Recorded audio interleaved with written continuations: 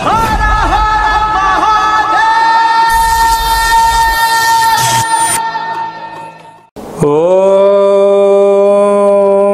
నమః శివాయ. ఓం నమో నారాయణాయ. నరదృష్టి కర్మ నివారణ, సంచిత కర్మ, ప్రారబ్ధ కర్మ, ఆగమిక కర్మ, దగ్ధ నివారణ, తులాభార కాలభైరవాయ నమో నమః. ఓం దిగంబరాయ విద్మహే గజవాహనాయ ధీమహి తన్నో కపాలకాలభైరవ ప్రచోదయాతు. ఓం ఇంద్రాణీ శక్తిదేవ్యై నమోస్తుతే. హరి ఓం. మా ఛానల్కి స్వాగతం. చూస్తున్న వీక్షకులకు, ప్రేక్షకులకు, ప్రియ కాళభైరవ భగవద్బంధులకి స్వాగతం పలుకుతూ మమ్మల్ని ఎంతగానో ఆదరిస్తూ ఉండబడినటువంటి ప్రియ సోదర సోదరీమణులకు, సనాతన ధర్మ సంరక్షకులకు, వీక్షకులకు, జ్యోతిష్య అభిమానులకు అందరికీ స్వాగతం పలుకుతూ అందరికీ జంధ్యాల పండుగ శుభాకాంక్షలు, రాఖీ పూర్ణిమ శుభాకాంక్షలు, రక్షాబంధన్ శుభాకాంక్షలు, అట్లనే కృష్ణ పరమాత్ముని కృష్ణాష్టమి జయంతి పండుగ శుభాకాంక్షలు. 16/8/2024 నుండి 31/8/2024 వరకు పుట్టినటువంటి వారందరికీ కూడా ముందస్తుగా జన్మదిన శుభాకాంక్షలు. గతంలో వివాహం చేసుకున్న వారికి వివాహ వార్షికోత్సవ శుభాకాంక్షలు. ద్వాదశ రాశుల్లో గ్రహ గమనాల్ని ఒకసారి పరిశీలన చేద్దాం. వృషభ రాశిలో కుజ భగవానుడు మరియు గురు సంచార స్థితి. 12 సంవత్సరముల తర్వాత వృషభ రాశిలో గురుమంగళ యోగంతో సంచార స్థితి ఉండడం. సింహరాశిలో 12 సంవత్సరాల తర్వాత రవి స్వక్షేత్రకంగా ఉంటూ బుధ శుక్ర కలయిక త్రిగ్రహ కూటమి సంచార స్థితి. కన్యరాశిలో కేతు సంచార స్థితి. కుంభరాశిలో 30 సంవత్సరముల తర్వాత శని భగవానుడు వక్రగమన సంచార స్థితి.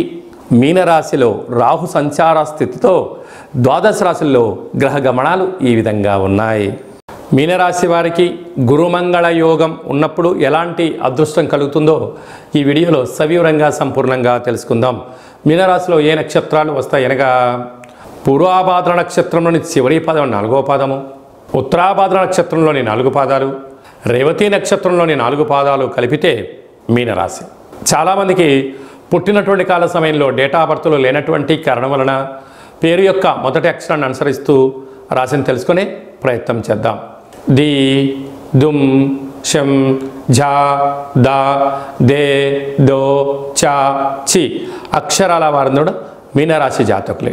మీనరాశికి అధిపతి దేవగురు బృహస్పతి. వీరికి ఒకవైపు ఏలనాటి శని ప్రారబ్ధ సంచార స్థితిలో ఉండడం, రాశిలోనే రాహు సంచారం చేయడం, తృతీయంలో 12 సంవత్సరాల తర్వాత దేవగురు బృహస్పతి చేత కుజుడు సంచారం చేయడం వల్ల గురుమంగళ యోగము అంటారు. ఏది ఉన్నా ఏమీ లేకపోయినా తల్లిదండ్రుల యొక్క ఆశీస్సులు మీ మీద ఉండబోతున్నాయి. అన్నదమ్ముల్లో అక్క చెల్లెల యొక్క ఆశీస్సులు ఉన్నాయి. అందుకే మనకు రామరాజ్యాన్ని ఒకసారి పరిశీలించినట్లయితే రాముడు వెంట తన సొంత తమ్ముడు ఉన్నాడు కనుకనే అక్కడ విజయాన్ని తను సాధించగలిగాడు. రావణ బ్రహ్మ వెంట తన తమ్ముడు లేడు కనుకనే అపజయాన్ని ముట్టగట్టుకున్నారు అన్నట్లుగా ఈ యొక్క మీనరాశి జాతకులకు అన్నదమ్ముల అక్క చెల్లెల సకుటుంబ సపరివారం వీరి వెనక ఉంది కనుకనే వీరి యొక్క విజయాన్ని ఎవరు ఆపలేరు అని చెప్పి గుర్తుపెట్టుకోగలగాలి. సంవత్సరం తర్వాత రవి సింహరాశిలో స్వక్షేత్రకంగా ఉంటూ అక్కడే బుధుడితో కలిసి ఉండడం, అక్కడే శుక్రుడితో కలిసి ఉండడం వలన ప్రభుత్వ ఉద్యోగ ప్రయత్నం చేసేవారికి చాలా మంచి కాలం. ఉద్యోగంలో ఉండబడేవారికి ప్రమోషన్, మీరు ఏ ప్రాంతం అయితే అనుకుంటున్నారో దానికి ట్రాన్స్ఫర్ అయ్యే అవకాశాలు చాలా అధికంగా ఉన్నాయి. సప్తమంలో కేతు సంచార స్థితి ఉండడం వలన ప్రేమికుల మధ్య సయోధ్య, భార్యాభర్తల మధ్య అన్యూన్యత, నూతన వాహనాలు క్రయ విక్రయాలు యోగదాయకాలు. కాబట్టి ముందు చూపు చాలా అవసరం. 30 సంవత్సరముల తర్వాత శని భగవానుడు కుంభరాశిలో మీనరాశి వారికి వ్యయంలో వక్రగమన సంచార స్థితి ఉన్నప్పుడు విశేషంగా ఖర్చులు పొంచి ఉన్నాయి, వాహన ప్రమాదాలు పొంచి ఉన్నాయి. మీ జన్మ నక్షత్రం రోజున పూర్ణిమ అష్టమి తిథి ఎందున దూరావాయు జల ప్రయాణాలు పెట్టుకోవద్దు. నదిలో దూకడాలు కానీ సాహసాలకు సరైన సమయం కాదు. ఎలక్ట్రికల్ వస్తువులకు, ఐరన్ వస్తువులకు, ఎలక్ట్రానిక్ వస్తువులకు తెలిస్తేనే మీరు పనిచేయండి, తెలియకపోతే నిపుణుల యొక్క సలహా తీసుకొని పని చేయించుకోండి తప్ప చిన్న పనులు కదా అని చెప్పి అపార్థాలకు దారితీసిందనుకోండి, సర్వము నిండా మునిగిపోయే పరిస్థితి చాలా అధికంగా ఉంటుంది. హాస్య నటులకు, యూట్యూబ్, వాట్సాప్, ఫేస్బుక్, క్రియేటివిటీ రంగాల వారికి, జర్నలిస్ట్ వారికి, స్వయం వ్యాపారస్తులు, సొంత కార్యక్రమాలు నడిపించే వారందరికీ కూడా ఎలనాటి శని ఉండినను ఇది చాలా మంచి కాలము అని చెప్పి గమనించాలి. ముఖ్యమైనటువంటి పండగల గురించి క్లుప్తంగా, సవివరంగా, సంపూర్ణంగా తెలుసుకుందాం. 17వ తారీఖున శనివారం శని త్రయోదశి, 19వ తారీఖున రాఖీ పూర్ణిమ, జంధ్యాల పండగ అని చెప్పుకుంటూ ఉంటాం. అంటే ఈ భూమండలం అంతను కూడా శ్రావణ మాసం రాగానే లక్ష్మీదేవతల యొక్క పూజల చేత మనకు మొదటి శుక్రవారము, రెండవ శుక్రవారము, పూర్ణిమ, మూడవ శుక్రవారము, నాలుగవ శుక్రవారం సందర్భంగా ప్రతి ఇంట అంగరంగ వైభోగంగా లక్ష్మీమాత పూజ చేసుకుంటూ ఉంటాం, వరలక్ష్మి పూజ చేసుకుంటూ ఉంటాం. కనుక సంవత్సరానికి ఒక్కరోజు వచ్చేటువంటి ఈ జంధ్యాల పండగ తల్లిని మించిన దైవము లేదు, గాయత్రి మంత్రాన్ని మించిన మంత్రము లేదని ఎలా చెప్పుకుంటామో అందరూ కూడా బ్రాహ్మణులు, వైశ్యులు, క్షత్రియులు, విశ్వకర్మలు, పద్మశాలీస్ అందరూ యజ్ఞోపవీతాన్ని మార్చుకొని సూర్య నమస్కారం చేసుకొని కనీసం 108 సార్లైనా గాయత్రి మంత్రాన్ని ఉచ్చరించడం వలన అమ్మవారి యొక్క ఆశీస్సులు అద్భుతమైన మనందరికీ శ్రీరామ రక్ష అని చెప్పి గమనించాలి. ప్రతి ఒక్క అబ్బాయి తోడబుట్టిన చెల్లెలి చేత రాఖీ బంధనం, రక్షాబంధనం కట్టించుకోవడం చేత మనకు శ్రీరామ రక్ష. అన్న అంటే నాన్నలో సగభాగం, అమ్మలో సగభాగం. చెల్లి అంటే మన క్షేమాన్ని కోరుకునేటువంటి మనకు తల్లితో సమానమంటే అమ్మాయి. కనుక అమ్మాయితో మనము బొట్టు పెట్టించుకొని, కంకణం కట్టించుకొని, రక్షాబంధనం చేయించుకోవడం వలన మన కుటుంబానికి శ్రీరామ రక్ష అని చెప్పి మనము గమనించాలి. కనుక మనమందరం కూడా మన ధర్మాన్ని పాటిద్దాం. సకుటుంబ సపరివార సమేతంగా అన్నగారింటికి, వదిన గారింటికి ఆడపడుచులు వెళ్ళడం, అంటే ఆడపడుచు గారు బావగారింటికి ఈ అన్నగారు, మరదలు గారు వెళ్ళడం వలన సకుటుంబ సమేతంగా కుటుంబంలో అందరికీ నిత్యము మంచి మనస్సులు, సత్ప్రవర్తన, నిండు నూరేళ్ళ ఆయురారోగ్యాలు ప్రసాదించే శక్తి ఈ శ్రావణ పూర్ణిమకు ఉంటుందని చెప్పి గమనించాలి. శ్రవణ నక్షత్రం రోజు పూర్ణిమ అవ్వడం వలనే ఇది శ్రావణ మాసం అవుతుంది. నక్షత్రాధిపతి చంద్రుడు అవ్వడం, అలాగే ఆ నక్షత్రంలో జన్మించినటువంటి వెంకటేశ్వర స్వామి వారు కళవు వెంకట నాయక అన్నం వెంకటేశ్వర స్వామి యొక్క జన్మ నక్షత్రం అవ్వడం వలన తెలిసి స్మరించిన, తెలియక స్మరించిన నారాయణ అన్న, వెంకటేశ్వర అన్న, లక్ష్మీదేవి అన్న కూడా వారి ఇంటికి వచ్చి మనకు సర్వత్రా ఐశ్వర్యాన్ని ఇచ్చే శక్తి ఈ శ్రావణ మాస పూర్ణిమ ఉంటుందని చెప్పి గమనించాలి. యథాశక్తిగా మనము అమ్మవారి పేరు మీద ఒక 5 మంది ముత్తైదులకు పసుపు కుంకుమలు కానీ, గాజులను కానీ, బొట్టు పెట్టడం కానీ, పేరంటం కార్యక్రమం చేయడం కానీ, తులసి కొట్టులో వ్రతం చేసి నలుగురికి పూజ చేయడం వలన ఇంట్లో నరదృష్టి తొలగిపోతుంది, ఇంట్లో మనశ్శాంతి ఉంటుంది. ప్రతి శ్రావణ మాసంలో వచ్చేటువంటి ప్రతి అమ్మాయి అయినా, ఆడపడుచైనా, స్త్రీమాత అయినా లక్ష్మీమాతగా మనం భావించండి. అబ్బాయిలు వచ్చారు, పురుషులు వచ్చారు, పెద్దవారు వచ్చారు, శ్రీమన్నారాయణుడిగా భావించండి. అంతా మంచే కలుగుతుంది. అంకే మనకు గీతలో కృష్ణ పరమాత్మ చెప్తాడు, యద్భావం తద్భవతి. నువ్వు ఏ మనసుతో చూస్తావో వాళ్ళు మనకు ఆ రూపంలో కనపడతారట. కనుక ఈ స్త్రీమాతలందరినీ కూడా లక్ష్మీ రూపంగా భావించండి. యథాశక్తిగా చారే, చీరే, పసుపు కుంకుమలు, గాజులను ఏర్పాటు చేయండి. మన ఇంట లక్ష్మీదేవి తాండవం మారుతుందని చెప్పి గమనించాలి. అలాగనే మనకు 26వ తారీఖున శ్రావణ మాస బహుళాష్టమి, శ్రీకృష్ణ జన్మాష్టమి, కృష్ణ పరమాత్మను జయించినటువంటి పర్వకాలము. కనుక మనమందరము కూడా ప్రతి ఇంట్లో సింహద్వారం దగ్గర నుండి లేక తులసి కోట దగ్గర నుంచి ఇంట్లోకి ఒక 27 అడుగులు కృష్ణుడి యొక్క పాదాలను వేయండి. కృష్ణ పరమాత్మునికి తులసితో అర్చించండి. స్వామివారి యొక్క ఆశీస్సులు కలుగుతాయి.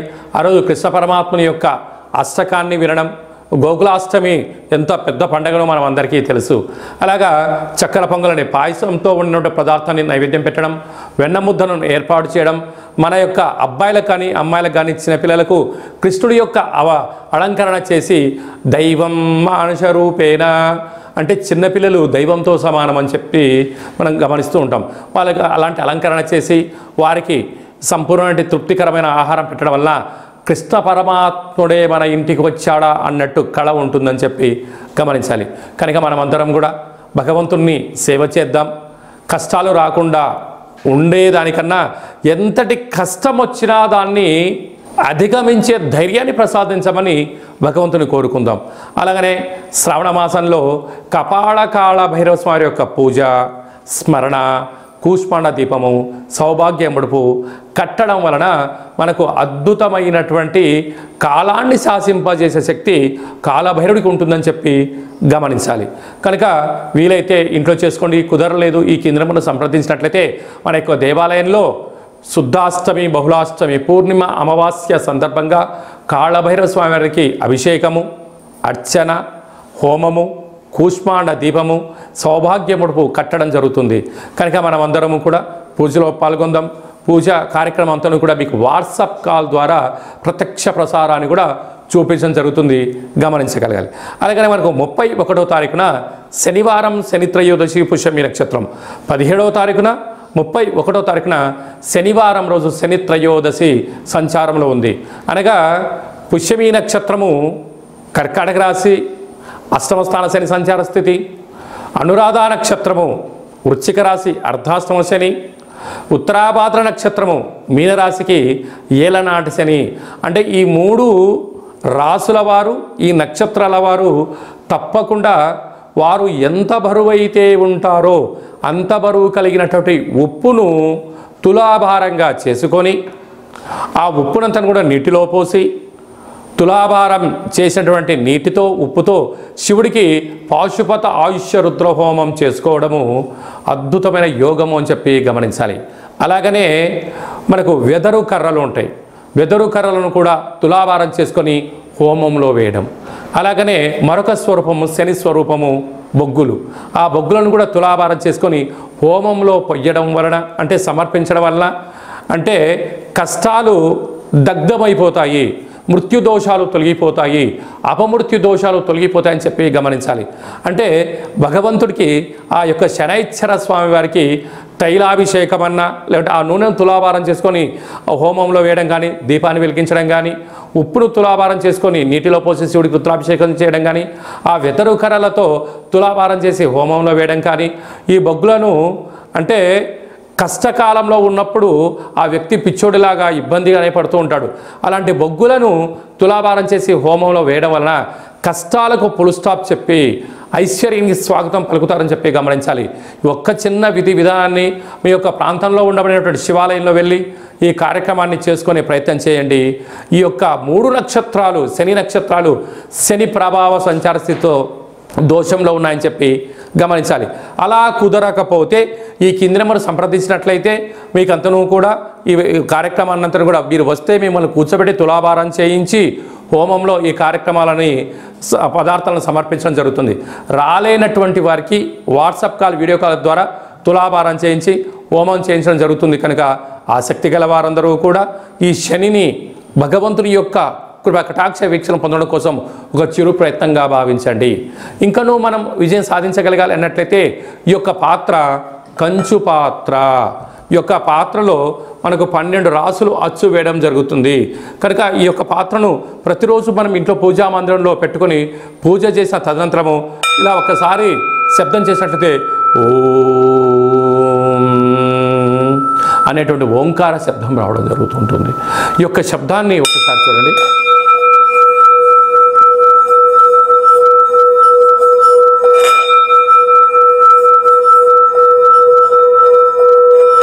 ఈ యొక్క శబ్ద తరంగాల్ని ఇంట్లో అలా ఏర్పాటు చేయడం వలన ఇంట్లో ఉండబడినటువంటి నరదృష్టి, తంత్రదోషాలు, తాంత్రిక దోషాలు తొలగిపోయి ఐశ్వర్యం మనకు కలుగుతుందని చెప్పి గమనించాలి. ఈ కాళభైరవ అక్షయ పాత్రతో పాటి మనకు కాళభైరవ స్వామి యొక్క పిరమిడు, డాలరు, కంకణము, కాళభైరవ హోమము ప్రత్యక్ష ప్రసారంగా మీకు వీడియో కాల్లో చూపించి ఇవ్వడం జరుగుతుంది. అలాగనే 27 రకాల వస్తువులతో దిష్టి తీయించడం కూడా జరుగుతుంది. కనుక ఆసక్తి గలవారు ఈ కింద నెంబర్ సంప్రదించి అక్షయ పాత్రను సొంతం చేసుకోగలరు. మీ వ్యక్తిగత జాతకం తెలుసుకోవాలనుకుంటున్నారా?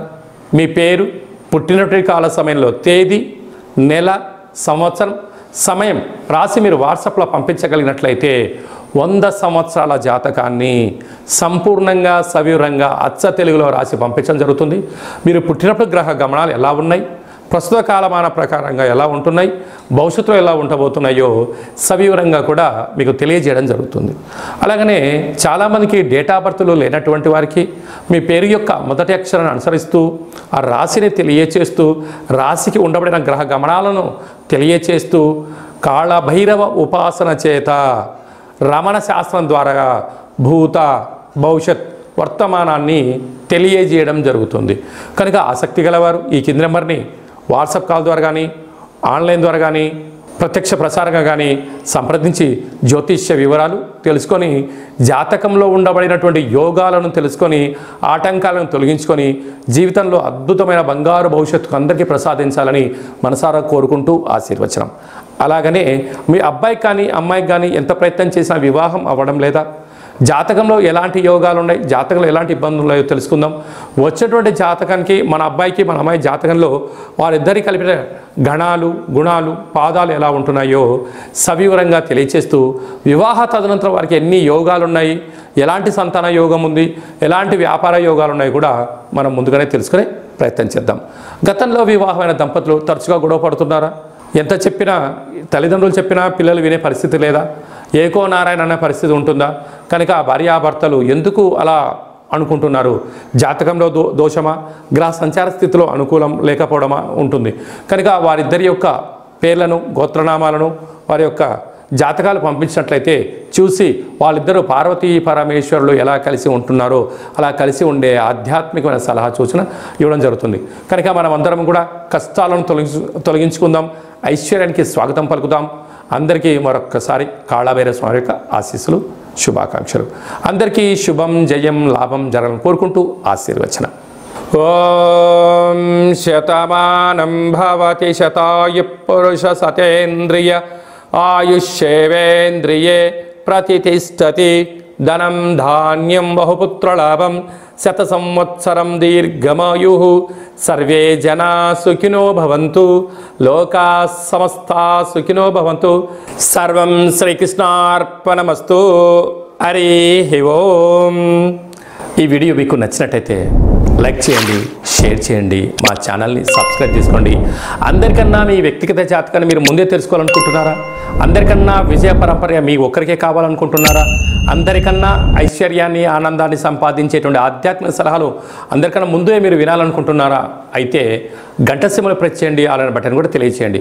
మీరు ఎవరి క్షేమాన్ని అయితే కోరుకుంటున్నారో, మీ క్షేమాన్ని ఎవరైతే కోరుకుంటున్నారో వారందరికీ ఆధ్యాత్మికమైనటువంటి వీడియోని షేర్ చేసి భగవంతుడి యొక్క ఆశీస్సులు పొందగలరు.